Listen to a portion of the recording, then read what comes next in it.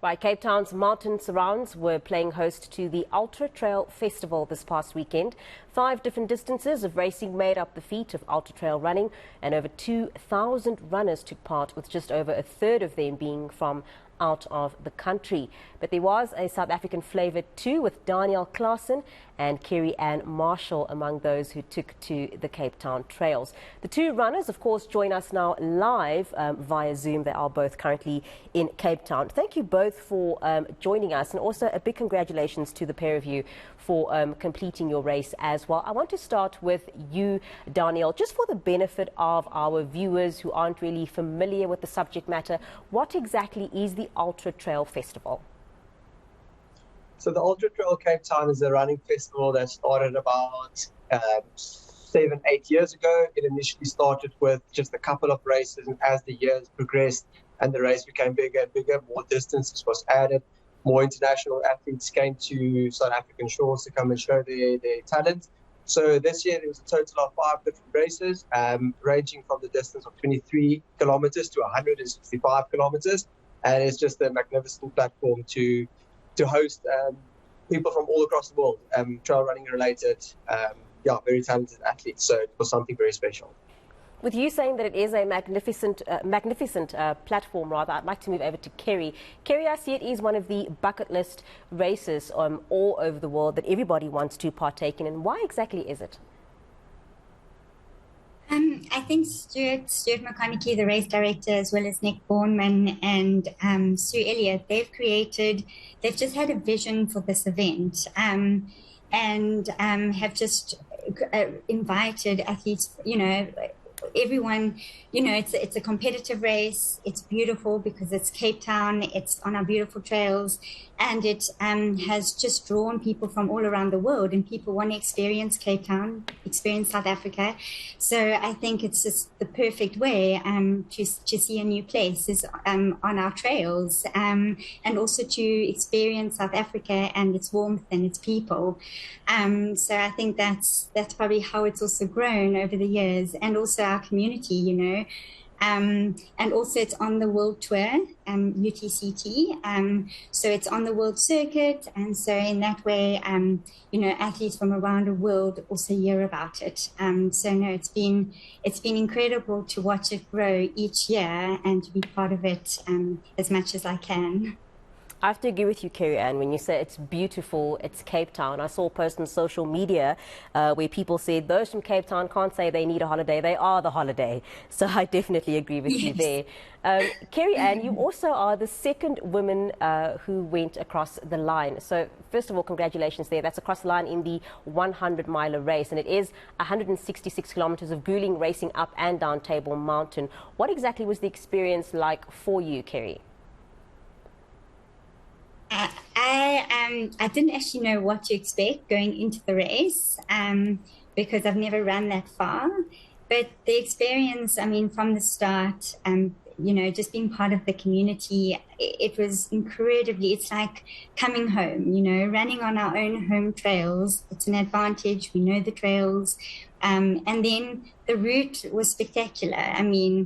As they have Stuart and the team have chosen incredible, trails for us to experience, and running through the night, and the camaraderie, seeing familiar faces, the community. They just carry you home. So the whole experience was very, very special for me, and and also just connecting with people from around the world was super, super special. We had incredible athletes from America, from Sweden, from pretty much all around the world. I think there were 40 different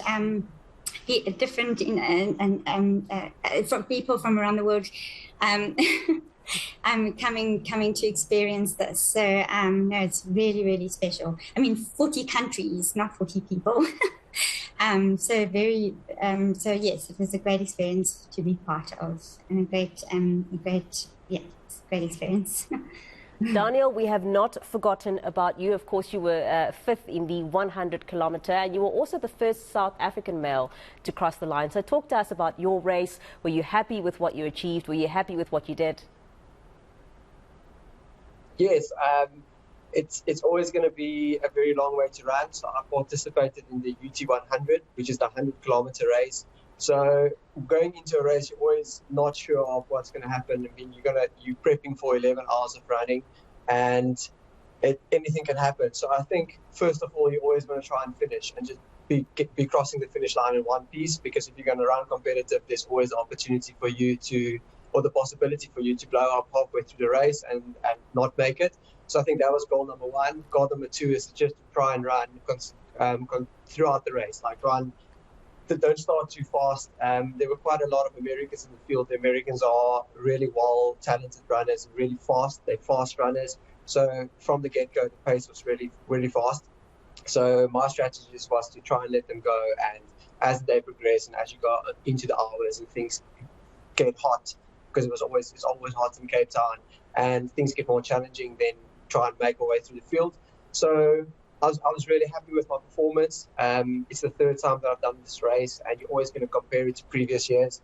But yeah, really, really chuffed. And yeah, it was so nice to just have people from all across the world. I think we as South Africans can learn so much from the European trail running scene, the American trail running scene for us. So for us to have them here and show us how good and talented they are, it's always special. So I'm really happy with my position. I'm happy with my time. And I'm happy with the overall event. I think it was a great success that Stu and the team put together. So Daniel, let's stay with you. Talk to me then about the safety of the 100-kilometer, and actually not just only the 100-kilometer, I think even for the ladies' race. I mean, this race climbs mountains and descends very technical trails. How equipped do you need to be to take this on? It's always a challenge to build your fitness capabilities up to the 100-kilometer or even further distance. I think we always try, when you start running, you have these ambitions and dreams to go further and further, but there's a reason why I think it's always smarter to start with a distance that you feel comfortable with and then build your way into it. But the longer races, the race organizers make sure that there's always enough support along the route through the sense of aid stations as well as marshals on the route to make sure everyone's okay, especially for the 100-miler that moves through the night. I think things can really change when it gets dark and you're running with headlamps, and you can very easily slip and catch a rock. But the race itself makes sure that everyone is always safe. There's marshals to take care of you at the challenging and technical sections. And then I think it's up to you to make sure that you personally feel comfortable with your where your capabilities are, that you should trust your gut, knowing that if you haven't done a 5-kilometer on the road, then maybe it's not the best idea to do 100 kilometers on the trail. So it's always like build into it, build slowly. And then there's also compulsory gear list. We as athletes sometimes look at the list and think, yo, is that really needed? But at the end of the day, the organizers just want to make sure that we're safe in the mountains. So there's a set amount of gear that you need to carry you when things really go south. So overall, everyone's the runner safety is always the number one priority.